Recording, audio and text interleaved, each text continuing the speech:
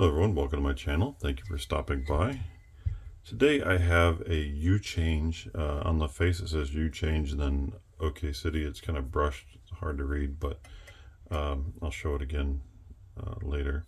There's also a little hole right here on the face that goes into the lock. So this is a changeable key, similar to like a smart key.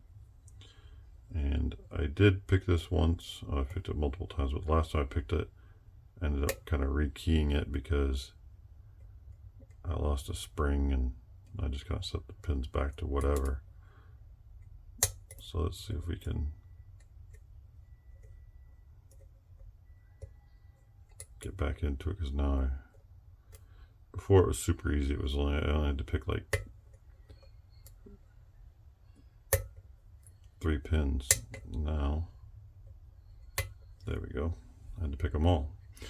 So they are really fat pins, and when I got this lock, I made a video the other day when I got this lock, and I didn't know what it was, but Picksmith reached out to me and he said, hey, well, he commented, and then we started chatting about the U-change, and there's another lock that I have. It's got a plus on it. It's a Schlage that's kind of like a smart key.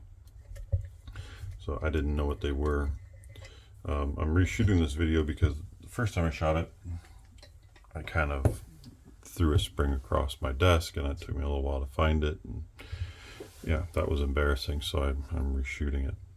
But right now, it'll come out, and I'm just going to use the core as a follower. Actually, I might use this one, and then it's not big enough, but it'll keep the top pins from flying everywhere. So let me zoom in here. Sorry for the shaking. All right. So yeah, let's go ahead and there are some. They look like sliders on the one side, so I got to be careful when I'm taking this out that I don't start dumping everything. Okay, so there's the slider things on that side, and then the key pins, and you could hear the snapping. That's because there's a space there, so they were snapping against that. I can actually take this out and not have too much of an issue. In fact, I'm going to have to take it out eventually anyway, because that's how I'm going to put it back. I'm just going to use the core as the follower to put them back in. Alright, so I'm going to start by, well, first I'm going to start by explaining this as I take it apart. So there's these sliders on the side. Those can actually move just a little bit. They will come, they will slide out this way just a little bit when the key is in the right position. They kind of rock, as you can see there. And the reason they rock is when you have the tool that goes in. Let's see, I have a straight pick sitting here. When the key's in there, yeah, it's not going to go because I don't have a key in to move the key pins in the right position. But there's another piece underneath that I'll show in just a second. But these things can actually kind of get out of the way so that the mechanism can move. Let me, there, I can just dump those because it doesn't really matter where they go. So the key pin then, just take one of them out. The key pin has this plate on it, and there's a pin and pin. Sorry, there's a plate here with a pin on this, so it's like a T, and it goes into here. And this is basically a pin and pin, and there's serrations on this pin. So let me carefully this time take the pressure off of the pin. And so what I was talking about earlier, when the tool can go in the face, it will actually push, gets in between here, and it can push this pin out. And that takes this pointed pin is going through the outer pin. I'll get back to that in just a second. It goes through that outer pin, and then this point on this T engages with the serrations on the inner key pin. Hope I explained that clear enough. But basically this part engages. So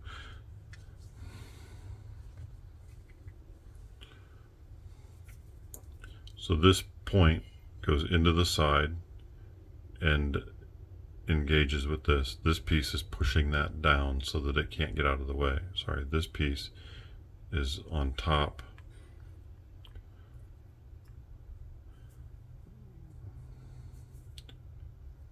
When it was in the core, this piece pushes against it so that it can't back out. But when the key's in, then it allows the tool to get in between and back that pin off. It gets in between here and it can push that pin out just a little bit, and that disengages this point from these serrations. Hope that was clear as mud. And then this spring in here, whoop, I'm out of the frame. Sorry, this spring right in here is very strong on there, so it applies a lot of pressure. It's basically like a serrated pin going against that, but it's very difficult to move. If there's any spring pressure on this, that pin is locked in super tight. So yeah, so this is holding this pin in to that hole right there. That point goes through and engages to there, and then relieving the pressure on this pin by wedging in between, backing it out, allows that pin to move to the new key position.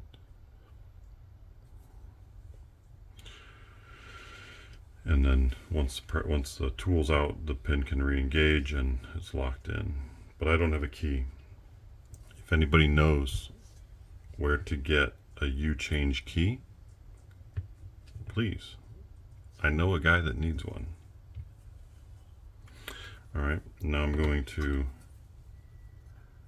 take one key pin out of here, and its spring. So as a reference, there's a standard pin.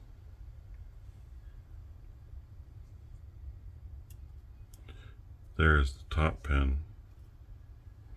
There's the bottom pin and its inner pin. So you can see these pins are super fat compared to a normal pin. I can't really, let's see, maybe I can balance up. See if I can balance you an end view here. So there's a good difference. Whoops. There's a good difference in the pin sizes. All right, put those back. The other thing about this top pin is it's got a hole in it. So kind of like the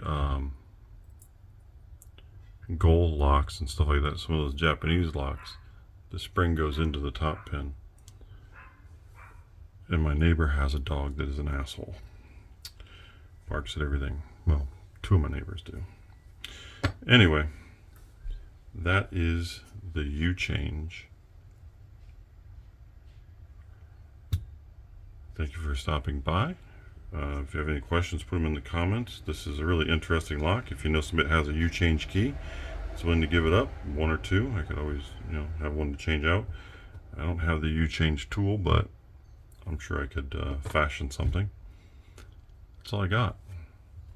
Thank you everyone for stopping by. Appreciate it. Have a great rest of your day.